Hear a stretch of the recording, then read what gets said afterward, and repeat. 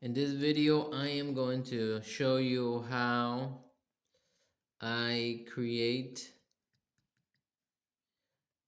a data frame.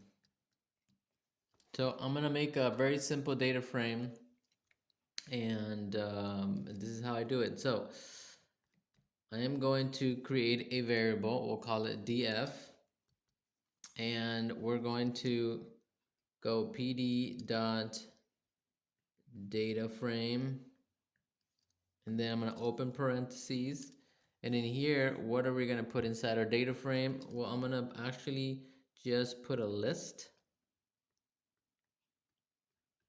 So this is this is open and close brackets, and inside here it's the numbers 20, 23, and 35, and this is a Python list.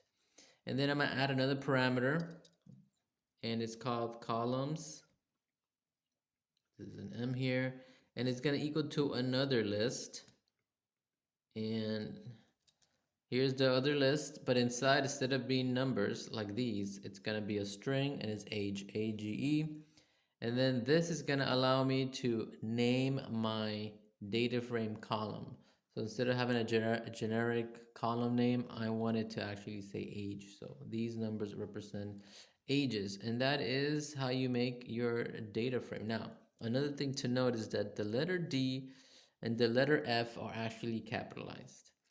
And this is case sensitive. So if you put this all lowercase, it will not work. And for reference, this PD, where did it come from?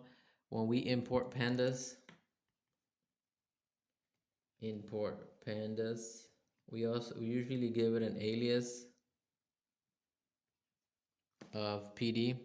So this PD actually is this PD here, and that's how we're referencing the pandas library.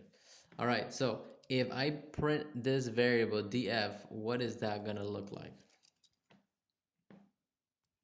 Let me show you. 20, 23, and 35. So you will get a column called age, and this age came from the columns parameter.